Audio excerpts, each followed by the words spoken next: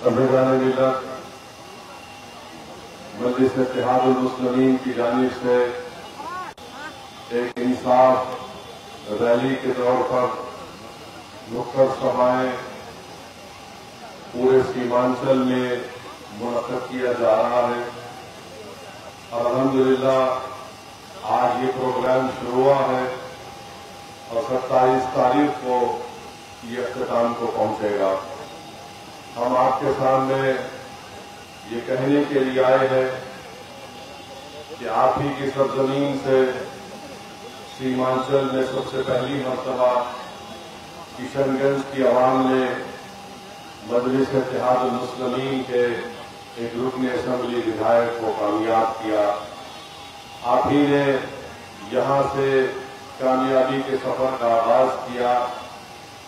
मैं आपसे ये गुजारिश करने आया हूं कि आने वाले विधानसभा असेंबली के इंतखाबात में मजलिस को कामयाब करिए।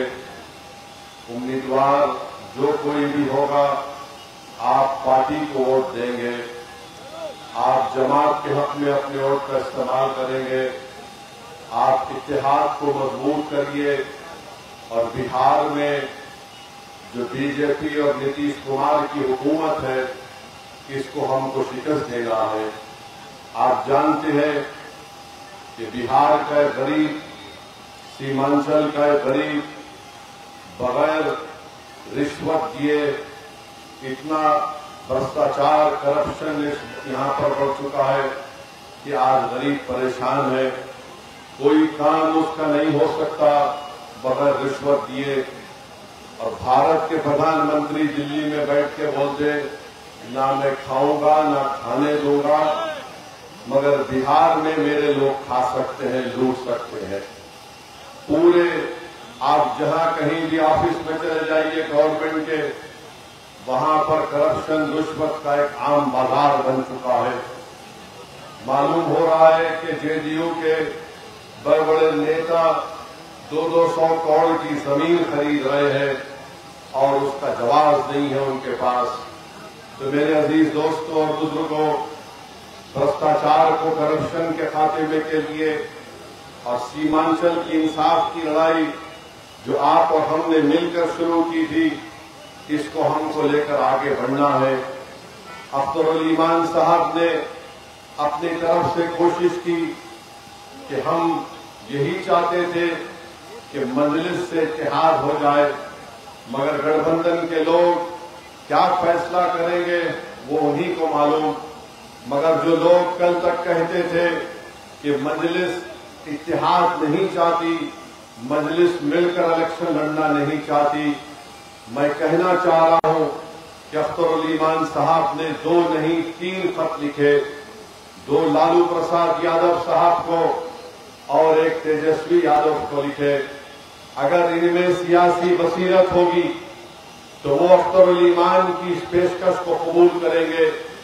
अगर वो नेक नियत होंगे कि बीजेपी को हम बिहार में सरकार बनाने नहीं देंगे, तो अख्तरुल ईमान साहब ने जो पेशकश की कि मजलिस को सिर्फ 6 सीट दीजिए, अगर आपकी हुकूमत बनती है तो हमको मंत्रालय भी नहीं चाहिए, हमको सीमांचल का इंसाफ चाहिए। इससे ज्यादा हम कुछ नहीं कर सकते। जो लोग ये समझ रहे हैं कि मजलिस ये क्यों लिख कर दी, मैं उनको जवाब दे रहा हूं कि हम अपनी कमजोरी का मुजाहरा नहीं कर रहे हैं। हम ताकत की बुनियाद पर और सिर्फ बीजेपी को रोकने के लिए बिहार में मजलिस ने फैसला लिया था। ये हमारी कमजोरी की निशानी नहीं है, ये हमारे आला ज़र्फी की निशानी है कि जिस पार्टी ने हमारे 4 एमएलए को खरीद लिया, उसके बावजूद भी हमने हाथ आगे बढ़ाया है कि चलो मोदी को रोकते हैं बिहार में, आरएसएस को रोकते हैं, मगर नहीं मालूम कि वो होश के नाखून लेंगे या नहीं लेंगे। मगर मैं आपको बताना चाह रहा हूं कि मोदी की हुकूमत ने जो वक्फ के ताल्लुक से तरमीमी कानून बनाया, उस कानून को बनाने का मकसद एक ही है कि बिहार में मस्जिदों को आपसे छीन लिया जाए।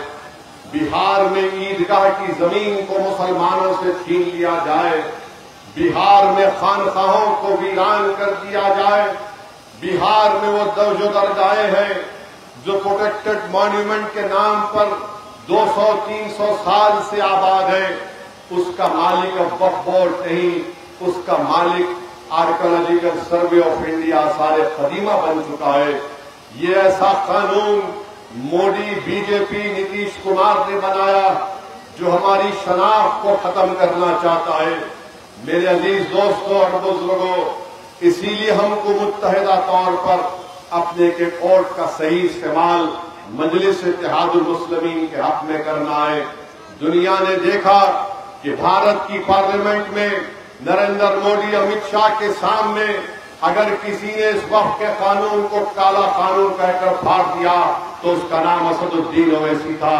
तो मेरे अजीज दोस्तों और बुजुर्गों, मुझे ये बात कहने दीजिए कि जब वक्फ का कानून पास हो रहा था तो मेरे दिल का एक हिस्सा मुझसे पुकार पुकार कर कह रहा था कि काश अगर मजलिस के अख्तर उल ईमान और इम्तियाज जलील किशनगंज और औरंगाबाद से कामयाब हो जाते तो एक असदुद्दीन ओवैसी के साथ अख्तर उल ईमान और इम्तियाज जलील अगर खड़े हो जाते तो शायद ये वक्फ का कानून भारत की पार्लियामेंट में लाने से पहले नरेंद्र मोदी 2 मरतबा सोचता। मगर मेरे भाई, आज आपके पास एक मौका आया है। अख्तर उल ईमान अकेले बिहार की विधानसभा में है। ये 4 जो लोग दौलत की बुनियाद पर, जो दौलत को खुदा मानकर अपना जमीर बेच चुके, ये बेईमान थे। जिन्होंने दौलत को ठुकराया और जिन्होंने ईमान का सौदा नहीं किया, उसका नाम अख्तर उल ईमान है। उस अख्तर उल ईमान ने अकेले होते हुए भी बिहार की असेंबली में आपकी तकालीफ को उठाया, आपके इंसाफ की लड़ाई लड़ी, आपकी तरक्याती कामों को अंजाम दही का काम और मुतालिबात को आपके ऐवान में रखा। तो मेरी आपसे गुजारिश है कि किशनगंज से इस विधानसभा से जो मजलिस का उम्मीदवार होगा, मुत्तहिदा तौर पर आप अपने वोट का इस्तेमाल मजलिस के पतन के निशान पर करिए। डरने और घबराने की जरूरत नहीं है। हमारी लड़ाई सीमांचल की लड़ाई है। हम सीमांचल में इंसाफ को देखना चाहते हैं। जिस तरह गाया में इंडस्ट्री और फैक्ट्री खोलने का काम मोदी और नीतीश कुमार कर रहे हैं, हम पूछना चाहती है कि सीमांचल में क्यों नहीं हो रहा है? सीमांचल में एम्स क्यों नहीं बनता? सीमांचल में बल्कि पूर्णिया में हाई कोर्ट की एक बेंच क्यों नहीं बनाई जाती? अलीगढ़ मुस्लिम यूनिवर्सिटी का एक कैंपस यहाँ पर है जो बिल्कुल खस्ता हाल बन चुका है। सैलाब आता है, लाखों एकड़ जमीन कट जाती है। मेरे भाई, आपको एक ऐसे नुमाइंदे की जरूरत है जो बिहार की विधानसभा में जाकर खामोश नहीं बैठेगा, जो बिहार की विधानसभा में जाकर गूंगा और अंधा बनकर नहीं बैठेगा। आपको एक ऐसा एमएलए विधायक चाहिए जो किशनगंज के इन गरीब नौजवानों के ख्वाबों को पूरा करने का बात कर सके बिहार की विधानसभा में। आप जानते हैं कि बिहार में करीब 60% आबादी 25 साल से कम उम्र नौजवानों की है। नौजवानों, ये तुम्हारे ख्वाबों को पूरा करने की लड़ाई मजलिस कर रही है। नौजवानों, मुस्तकबिल तुम्हारा है। तुम्हारे बाप दादा ने अपनी जवानी को खराब कर लिया, बर्बाद कर दिया। उनकी जवानी को बर्बाद इन तमाम नाम निहाद पार्टियों ने किया जिन्होंने सिर्फ उनका वोट हासिल किया और उनको कुछ नहीं दिया। नौजवानों, मैं तुम्हारे सामने खड़े होकर तुम्हारे सामने हाथ फैलाकर भीख मांग रहा हूं कि ये लड़ाई तुम्हारे मुस्तकबिल की लड़ाई है। अगर आज तुम मुत्तहिदा तौर पर मजलिस को कामयाब करोगे तो आने वाले 30-40 साल तक तुम याद रखोगे कि मैंने विधानसभा के चुनाव में किशनगंज हो या सीमांचल हो, अपने मुस्तकबिल के लिए मैंने अपनी पार्टी को वोट दिया और कोई इसमें शर्मिंदगी की बात नहीं है। अगर आप मजलिस को कामयाब कर रहे हैं, ये कामयाबी आपकी कामयाबी होगी। अगर कोई जालिम ये कहेगा कि ओवैसी यहां पर मुस्लिम लीडरशिप को पैदा करने की बात करके समाज को तोड़ना चाहता है, तो मैं इन जालिमों की आंख में आंख डालकर पूछना चाहता हूं, बताओ, राजपूत का नेता हो सकता है, भूमियार का नेता हो सकता है, कुर्मी कुशवाहा का नेता हो सकता है, ईबीसी का नेता हो सकता है, यादवों का नेता हो सकता है, पासवान का नेता हो सकता है, मांझियों का नेता हो सकता है, तुम्हारा सबका नेता हो सकता है। और ओवैसी अगर गरीब और मजलूम अवाम के इंसाफ के लिए कहता है कि तुमको नेता बनेगा, तुम भिखारी बनकर किसके पास भीख नहीं मांगोगे बल्कि अपने मुकद्दर के फैसले तुम खुद करोगे, तो इनको तकलीफ हो जाती। क्या बात कर रहे हो, तुम समाज को तोड़ना चाहते हो? अरे समाज को तोड़ने के लिए नहीं, भारत के संविधान को मजबूत बनाने की बात ओवैसी कर रहा है, बिहार को मजबूत बनाने की बात मजलिस कर रही है। तुम सबके नेता हो, मगर बताओ, जब हम कहते हैं कि हमारा भी नेता होना चाहिए तो कहते नहीं नहीं, ये नहीं हो सकता, सब हो सकता है। अरे ये मुमकिन है और इंशाअल्लाह ताला इस विधानसभा में हम इस बात को पूरा करके दिखाएंगे। नेता तुम्हारा होगा, वोट तुम्हारा होगा, नेता तुम्हारा होगा इंशाअल्लाह ताला।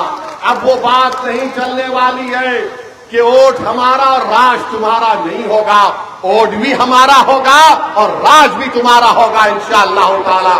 तो मैं आपसे अपील करने आया हूं कि अपने इत्तेहाद को मजबूत करिए, इस इंसाफ के कारवां को मजबूत करिए, इसमें आप अपने बुजुर्गों को समझाइए, हमारी मां और बहनों को हमारा सलाम पहुंचाइए, उनसे भी आप गुजारिश करिए कि मजलिस पार्टी को किशनगंज से, यहां से हमको अपने विधायक को कामयाब करना है। सीमांचल के इंसाफ के लिए यहां पर किसानों को उनके जो भी फसल होती है उसकी कीमत नहीं मिलती, चाय यहां पर उगती है, अनानास उगता है, बताओ आज आप सब चीज यहां पर है। अगर आप अपनी सियासी लीडरशिप को बनाएंगे तो यकीनन इंशाअल्लाह ताला हम अपने ख्वाबों को पूरा कर सकेंगे। वरना याद रखिए, हम सिर्फ एक वोट डालने वाली मशीन बनकर रह जाएंगे।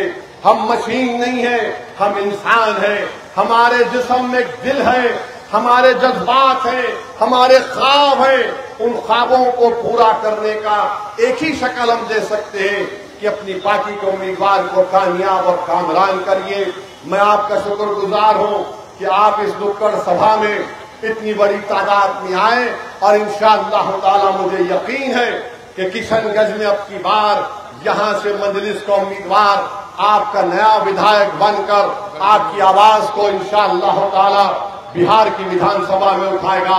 मैं इस उम्मीद पर आपसे रुखसत ले रहा हूं। आपका बहुत बहुत शुक्रिया। नारे तकबीर, नारे तकबीर।